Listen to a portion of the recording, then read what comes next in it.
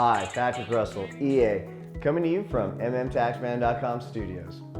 In today's episode, we're going to be spotlighting the issues surrounding landlords and how landlords are coping in a post-COVID-19 world. Specifically, we're going to be talking about where we are as in a country in terms of eviction moratoriums and what recourses are available right now. We will reveal several types of business expenses landlords should be on the lookout for. We will also touch on speculation as to what the federal government may do to ease the pain of the landlords before the end of the year. We live in emotional times, people. Everybody's making sacrifices. Everybody's feeling the pain of the shutdowns. Landlords are no different. They are shouldering a significant weight of the negative economic effects of COVID-19. But everybody still has a family to provide for. Everyone still has bills that must be paid. In today's episode, I wanted to bring a fresh perspective. Today, I'm happy to introduce a friend of the show, Mr. Ernie Sarasota. Ernie is an attorney from Orlando, Florida. I met Ernie at a timeshare weekend event several years back. Not only is Ernie an attorney, but he's a very active real estate investor himself. He owns several residential multi-unit properties in some of the lower income areas of Florida. Although many have come to see the word slumlord as a derisive term, not to Ernie. He thrives in conflict. He relishes the confrontation. He doesn't mind harassing your grandmother should she be just one day late on the rent. Ernie's a guy that doesn't believe in free lunches. A disciple of free enterprise? You bet. A little cutthroat? Maybe. You be the judge. Today, through the virtual conferencing connection, I'm able to bring to you Ernie from his own office in Florida. He specializes in landlord complaints and unlawful detainers, the name of the lawsuit that you give when you're trying to evict a tenant. Although I'm not quite sure how many properties Ernie owns, by the way he talks, you get the impression that it's quite a few. But just like our esteemed president, Ernie's taken a page right out of Trump's playbook and is very guarded as to the actual size of his portfolio. But I do enjoy picking Ernie's brain. Ernie provides a very honest point of view from the landlord's side of the dilemma. Talking to Ernie makes me understand better the true motives and real aim of my other clients, who are themselves property owners of rental properties. Hello, Ernie. Can you hear me? Let me know we're coming through okay on your side. Hey, yo, Susan. Is he on? Is the camera connected? Okay. Pat, my man. I know I told you that I had 12 minutes. Cut that. It's a busy day, bro. I got something hot coming down the pipeline unexpected. You got 6. Give it to me, baby. What do you got? Ernie, you're looking great, my man. I'm glad to see that you're doing well. And I also see that our last conversation about remote consulting made an impression. Your setup looks terrific. It almost feels like we're in the same room. Pat, I took your advice, Pat. Got the camera out of the bathroom. Wasn't doing me any good in there anyway. Susan took a corner of our lobby and turned it into a virtual conference area. Kind of like what you got. Ernie, buddy, I'm gonna just jump right into it. My first question, my biggest question, are you collecting any rent from those tenants who have told you that they've lost their job because of the COVID-19 pandemic? Are you providing any type of relief for those out-of-work tenants who, now more than ever, could use the hand of a good Samaritan? What say you, buddy? Pat, that's a stupid question, Pat. First and foremost, you know I'm getting mine, Pat. Is COVID-19 gonna start paying for my wife's addiction to handbags? Is COVID-19 gonna start paying for my kids' private school tuition? Is COVID-19 gonna be paying for my many houses? I don't think so, Pat. Everybody's got problems, Pat. Everybody's got a song to sing. I'm not the one. Either you have my rent on the first or the very next day, you're gonna be getting that 3-day pay or quit. You know what I'm saying? Unfortunately, I do know what you're saying, Ernie. Many landlords, just like you, are pressuring tenants to pay the full rent or partial, even in cases where the landlord received inarguable evidence that nobody in the home was employed or had a job since the shutdowns began. Frequently, we're hearing stories of landlords pretending as if everything was business as usual, expecting financially destroyed families with no source of income, with the unemployment check being delayed, with the economic stimulus check being lost, with regular refunds not being processed in a timely manner, once again because the IRS itself shut down processing centers for fear of the spread of the COVID-19 virus. All of these circumstances have been well documented. Regardless, how many, shall we say, callous landlords are pressing forward with aggressive collection tactics? But Ernie, clarify something for me. Doesn't the eviction moratoriums prevent you from taking any eviction action? I thought the tenants were completely safe until the state's moratoriums ended. For instance, the California eviction moratorium was set to expire on July 28th, with Arizona's moratorium scheduled even sooner to end on July 23rd.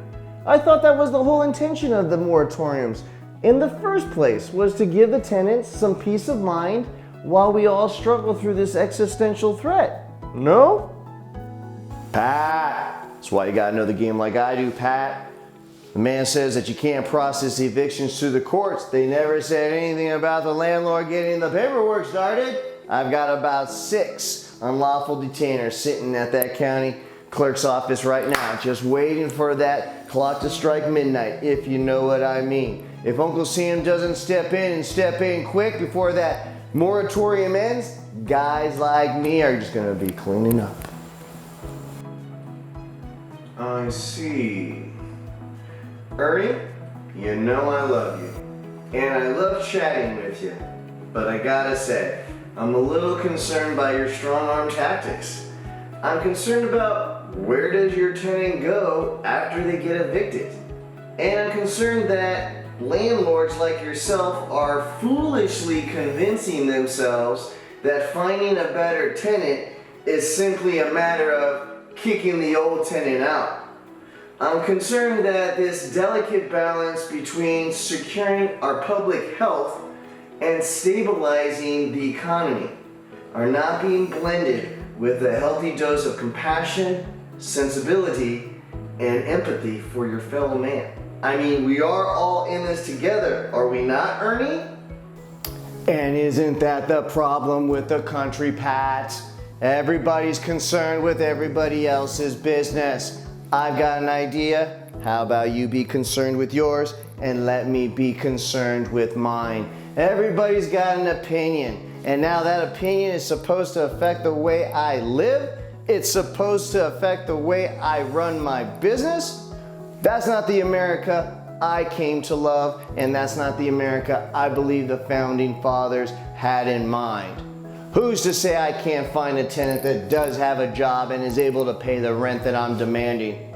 Who's to say that I can't sell my property and want to clean the property of all of the deadbeat tenants before I did so?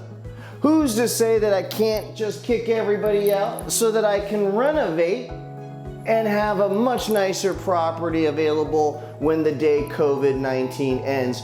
It's gonna end, right, Pat? The sun will come out again, right, Pat? And I'm gonna be there waiting to score when it does. Who's to say that I'm not able to do this? I'm not gonna argue with you, Ernie. You're right about one thing. You do have the right to do whatever you want with your property. I'm just always hopeful that people throw in a little humanity when they're making decisions that affect other humans. But I digress. I want to switch topics and ask you about your day-to-day. I have a lot of other clients just like you, rental property owners, and they want to know what expenses should they be paying closer attention to this year with COVID-19 and a bunch of other extra duties that landlords must shoulder. What are some expenses that you yourself have seen increased in 2020? Tell me. Pat, Without question, COVID-19 has made me look at my mileage log a whole lot more often. I'm spending a whole lot more time in my car, going to and from the rental houses. Oh, you don't have my rent? No problem. Going to the courthouse? Oh, the handyman's sick? No problem. Driving to the Home Depot? Going back to the rental houses? Oh, another tenant can't pay me my rent? No problem. You get what I'm saying here. You throw in 1, maybe 2 weekly ownership meetings at Ruth's Chris Steakhouse, and you got yourself a whole lot of mileage that you're able to deduct. Capiche? You got legal expenses. I can't tell you how many court fees and filing fees I've had to pay in the last 3 or 4 months, but it's well worth it. Now, the one thing that you can't take a deduction for, I found out this the hard way. You remember this, Pat? Can't take a deduction for the value of my time. Can you believe that? Ernie, we've talked about this many times. I know you're still bitter about that exam, but we both researched this item very closely. And this is a very clear concept that appears many times in various federal tax guidelines and resources. The tax rules and regulations on this matter are crystal clear.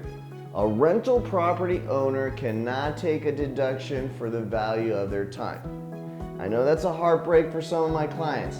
I have several clients who have retired and now have taken on being full-time property managers as a full-time gig. Those particular clients who consider themselves real estate professionals have a real hard time with this concept. However, there is no ambiguity. If it turns out that one of the deductions on your tax return happens to be for the value of your own time managing your properties, you will be losing that deduction. Ernie, turning your focus to the future, what are your thoughts on any possible federal assistance for landlords between now and the end of the year? With the losses sure to be incurred by many rental property owners like yourself. Ernie, are you worried in any way, buddy? Pat, you already know only our Lord Jesus Christ, our Savior, knows the future. We're common men, and by that we gotta live by either the good book or the lessons of our pappy. And my pappy used to say, Ernie, you gotta earn it. You gotta earn it, Ernie. And those are the words that I've lived by, and those are the words that I expect my tenants to live by too.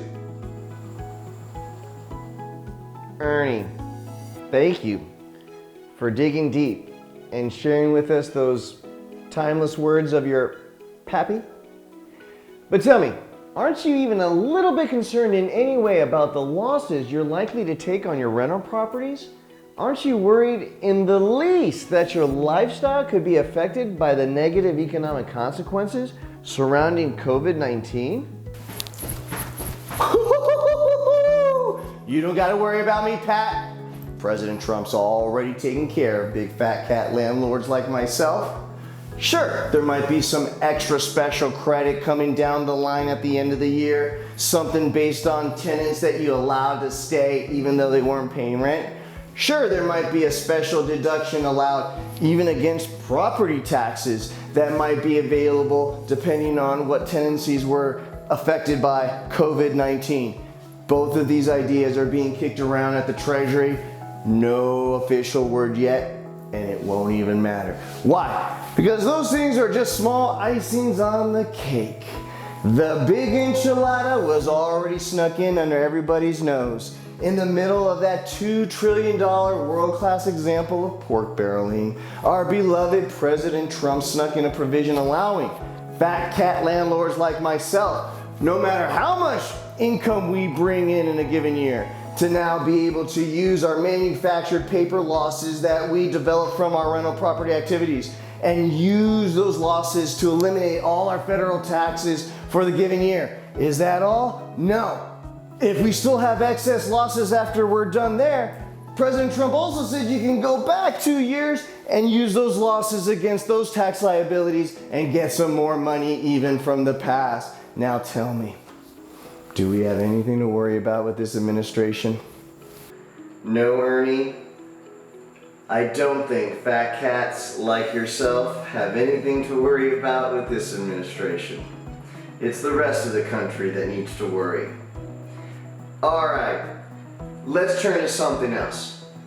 Ernie, you have a lot of experience and you have a lot of wisdom in the real estate world. Tell me, is there any pearls of wisdom that you can leave with me and my clients before we let you go? Is there anything that you could tell us that could help us in our endeavors to be a better property owner and manager? Pat, even if I had all afternoon, that still wouldn't be enough time for me to tell you everything that you still need to learn about life. Capiche? My pappy used to say, Ernie, you gotta earn it. But he also used to say, Ernie, keep good records. My last piece of advice to you and yours, Patty, make sure your clients understand those bank statements are now digital, automated, and are here with us forever. Meaning that those bank statements, bank trails, bank transactions, they better be supporting the story that the tax return is telling. Capiche? Hold on one second. Speak of the devil. Pat, I'm gonna have to let you go. This is a phone call that I need to take. I'll be talking to you soon, buddy. Be well. Hello? Donnie, how you doing, buddy? Mar-a-Lago this weekend? Sure, why not? Well, thank you, Ernie. Looks like we lost him, but I think we got what we could out of him for today. Ernie is just a representation of the many landlords out there in the United States who feel justified in practicing those aggressive landlord-tenant relations, stressing their own financial woes and believing that their single economic survival is paramount over actual physical survival of all of their tenants. Ernie did briefly mention two expenses that are likely to increase for landlords in 2020. He mentioned travel and legal expenses. Specifically, he talked about the mileage. But there are a few extra expenses landlords should be mindful of. The golden rule is always any dollar and every dollar spent. In the performance, managing, operating, running, or sustaining their rental operation will be a viable write-off against the rent income reported. It's hard for me to sit here and tell you a specific category that you pay for throughout the year on your rental properties and to say there isn't a place for it as a deduction on your tax return. Dealing with 99% of the costs out there, the answer will be yes, there is a place where you can deduct it. Examples of other items to be on the watch for: meetings. This can include conversations with associates, partners, or professionals in the industries. Without question, a critical component of being a landlord today is to stay on top of the recent changes involved with the real estate market. This is one of those industries where you're constantly learning, so the costs involved with that learning should also be deducted every year on your tax return.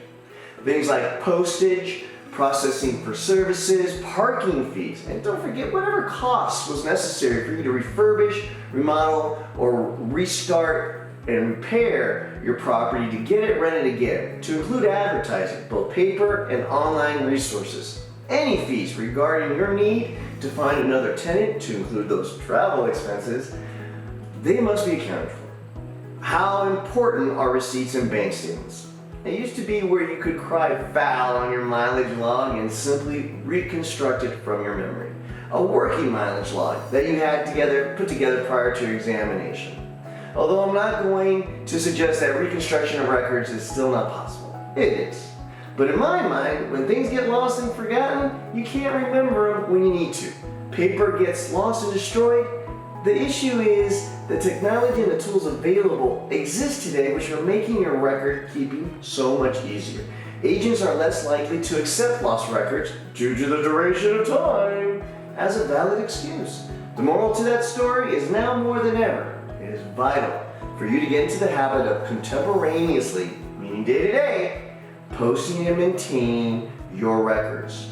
This will also increase the weight and the validity of those records because you're going to have so much of them that now it should be a priority for you as a landlord to make sure that you maintain these records and not throw them to the side and neglect them as an afterthought chore. With your hefty records, that will be leverage in an examination. I can't stress to you enough how auditors will disregard your claims that your dog ate your homework. Those days are finally over. You need to act accordingly. We want to thank again Ernie the attorney for spending some time with us. We're now going to segue to our click that exit button movie of the day. Returning back to Netflix and their vast catalog of great movies, just okay movies, and straight dog poop movies too. And speaking of steamy pile of dog poop, I'm spotlighting today, click that exit button, movie of the day, The Lovebirds. This comedy had all the makings of a hit. The movie stars two exploding stars in Kunal Nanjiani and Issa Rae. Both are hot commodities coming off of solid TV efforts from HBO. Kunal with HBO's Silicon Valley, and Issa with her own HBO's Insecure. But just like stocks where past success is not indicative of future performance, I didn't last too long through this sorry effort. I just saw enough to be underwhelmed by the comedic effort of both of the stars. With clear social and political fault lines established in the movie, I was expecting a plethora of biting social commentary, making us all laugh and ponder at the same time. Ponder what? Pondering our part we all play in the social injustices prevailing in our times. None of that happened. So, consequently, I clicked the exit button before I could dive any deeper into this supposedly humorous murder mystery of whodunit. Save the time and effort. You'll be glad that you did. In today's Song of the Day, I returned back to my original roots, those Apple playlists, and I discovered real quickly an ear-catching melody from a relative newcomer. I'm talking about Charlie Puth, and I'm talking about his current dance ballad, Girlfriend. Charlie Puth, he's a young guy that if I had to make a comparison with prior stars, I would say that Charlie represents the combination and cross-pollination of Prince and George Michael. It's as if Prince and George Michael's musical talents made love and that offspring was the perfect dance musician. Say hello to their musical talent creation, Charlie Puth.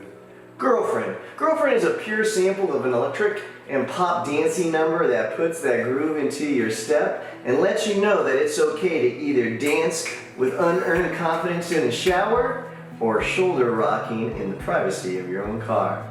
This song is pure fun with light lyrics that spotlight love in its most carefree and light version of itself. Girlfriend, worth a listen. In today's book of the day, I'm going back to my classics, and no other book has been a staple in my personal library more than this book I'm about to mention. When I was in my late teens, I went through that season of where I was seeking answers. I wanted to pick the brains of successful individuals and find out their secret of well-being. Well, I'm still looking, but at least I feel like I'm on the right path. Well, during that season of self-exploration, I read all the greats. Napoleon Hill, Dale Carnegie, Stephen Covey, Zig Ziglar, and Tony Robbins, who I believe wrote the only self-help book you're ever going to need to read, Unlimited Power. I've had this book in my collection for over 30 years. It never gets old, and it never stops being right. Tony spent his life trying to answer the question, what makes successful people successful? He came up with the term modeling. Now, there's a lot of fancy words out there that clinically label what Tony is talking about, the most notable being NPL, neural processing language. But in simple terms, Tony teaches us how our emotional state of mind can be controlled. You can control when you're happy. You can control when you're excited. You can control when you feel powerful. And you can control when you feel creative. Tony tries to impress into us that we have unlimited power over our own feelings, and on any given moment, by taking control of our emotional state, you can control how productive you are, how creative you are, how committed you are to any life goal you set for yourself. Tony's prose is clear and concise. You're never wasting your time on some pointless salesman's success story. Every page has plenty of meat on the bone. If you're looking for a book that will firmly place you in the right state of mind to accomplish whatever goals you have in your path, this is the book you want. As always, if you have any specific questions, please feel free to email me at patrick@mmtaxman.com. We're currently in the process of working on our next episode. We're going to continue on our journey through the life of a landlord. We will be touching on a very nuanced subject for a landlord, the concept that has many gray areas. Repairs versus capital improvements. Which is which? We look forward to seeing you again. Thank you so much for the time.